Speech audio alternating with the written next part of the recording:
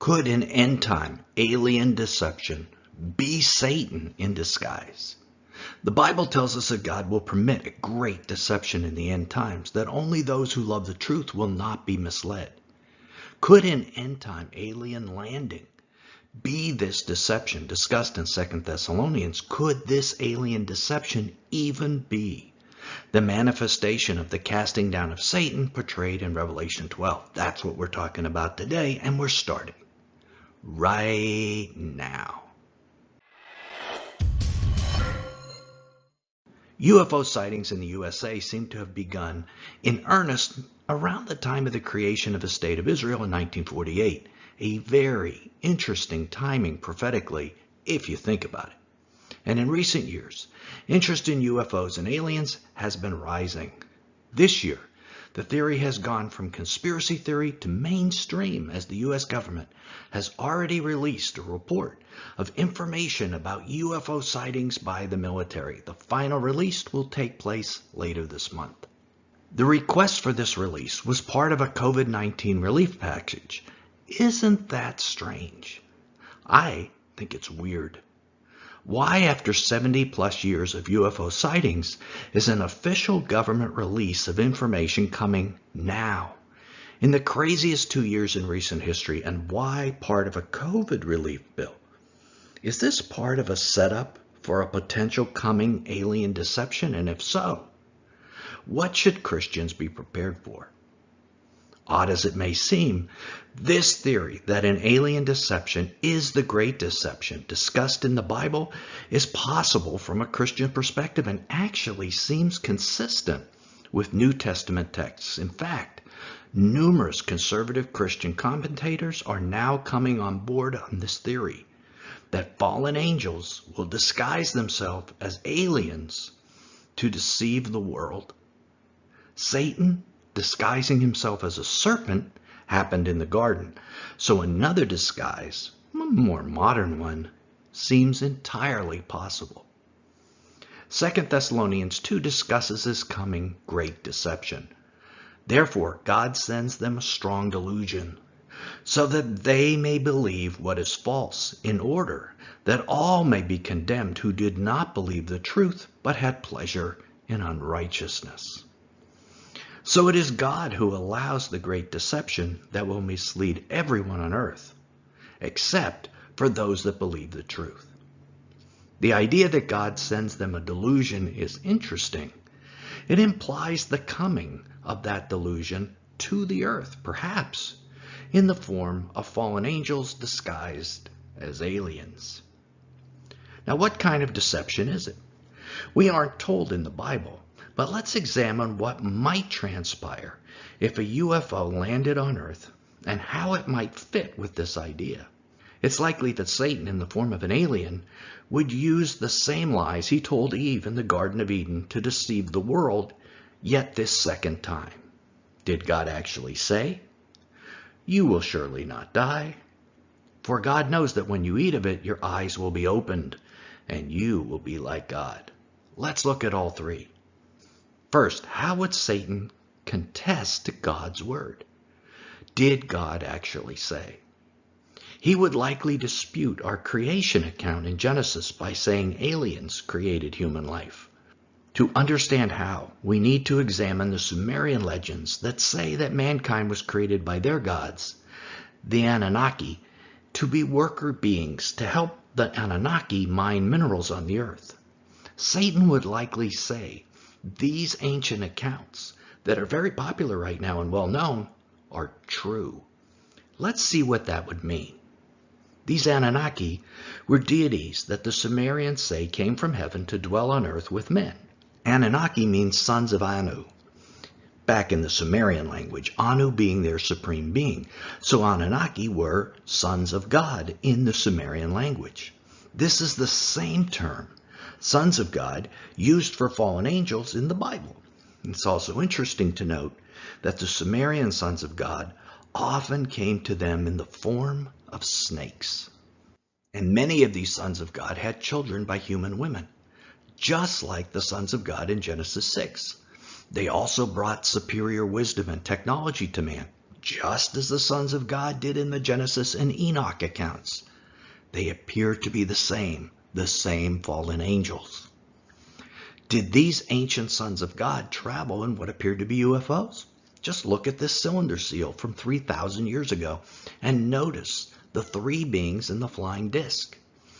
Numbers of later cultures in India, Egypt, and Central America have similar tails and similar flying objects. In their creation story, the Sumerian texts say the Anunnaki manipulated genetic material of ape men living on the earth, the Neanderthals, and mixed this with their own genes. Now, modern-day science has struggled to come up with a plausible theory for the origin of man that isn't creation. So imagine if an alien lands on Earth and says, "I am the one who created you in my image." This would be incredibly persuasive to our science-focused culture, and it would instantly give the world an extraterrestrial explanation for human life on Earth. All religions have origin stories. How could they compete with a fallen angel posing as a highly advanced alien saying that he did it, that he was the creator? This would eliminate most world religions as being false right on the spot. It also fits exactly with what we learn in 2 Thessalonians, that the man of lawlessness is revealed, the son of destruction, who opposes and exalts himself against every so-called God or object of worship. This false creation story would crush most religions of the world, including the flimsy faith of churchgoers who do not love the truth. And in order for all religions to unite, it would take an outsider, I think, with unearthly knowledge to create a deception necessary in order to form a new religion and end people's faith in their old ones. It's even possible that a fallen angel might suggest Jesus was born with some kind of alien genetic manipulation, and they might even reveal a fake Jesus who denies being God. Our eyes must be open if aliens do land on Earth, because the deception will be very great indeed. The second deceptive lie this fallen angel might tell us is in regard to eternal life. You will surely not die. If a fallen angel, appearing in the form of an alien, performs miracles and signs and wonders, healing diseases with advanced know-how and promising advanced lifetimes, well, just imagine how the earth dwellers will follow and flock to someone like that. Third, the attraction of vast extraterrestrial knowledge and technology will be irresistible to most earth dwellers. So only those who love the truth will be able to overcome these temptations to have all this cool tech and all this knowledge.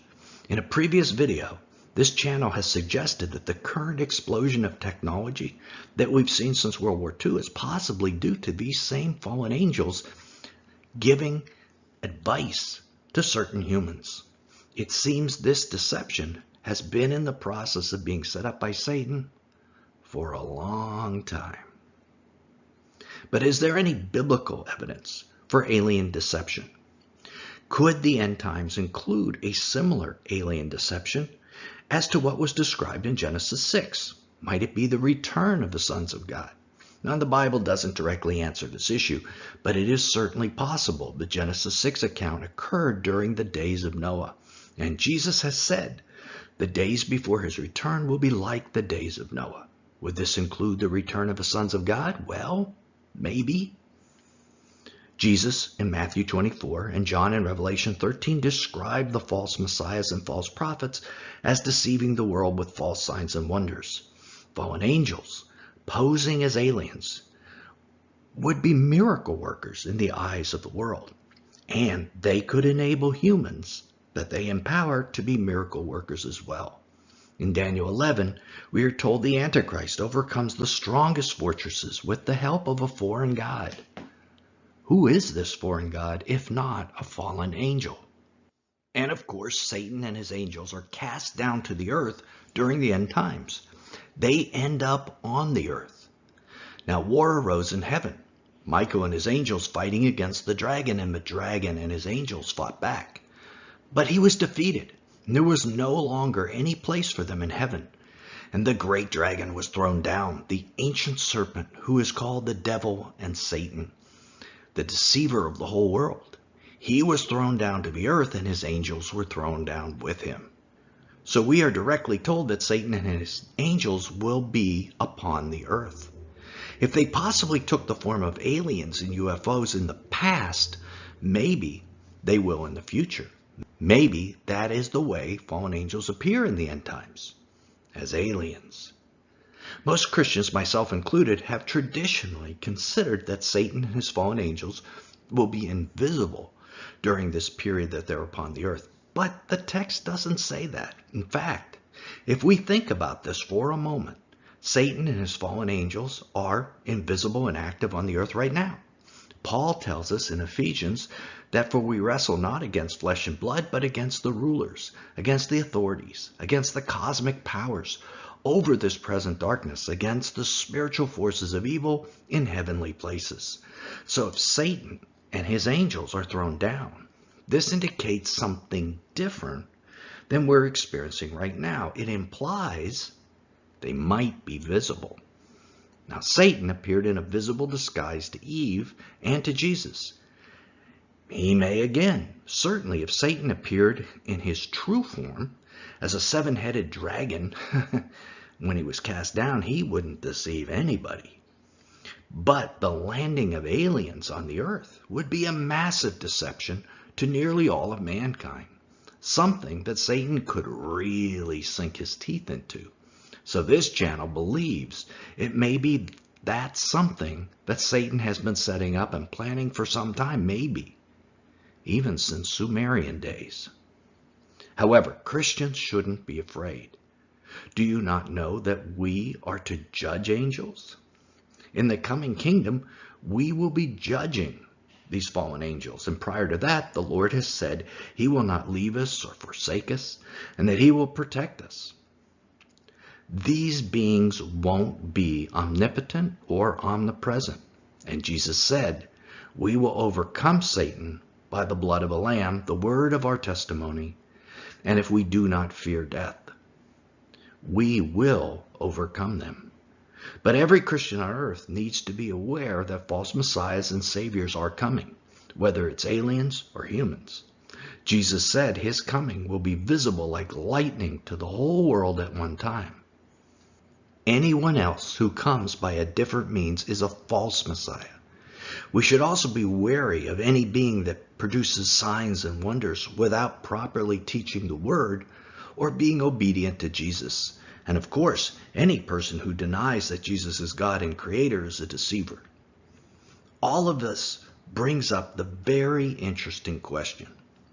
Why did Satan and his fallen angels rebel in the first place? Doesn't he know that he's going to lose in the end? I think the answer might be no. He thinks he's going to win. He thinks this great deception at the end time will win him the earth. Click right here to keep watching and see why Satan rebelled and how that impacts you and his evil plan for the end times. Till then, this is Nelson, and I'll see you there.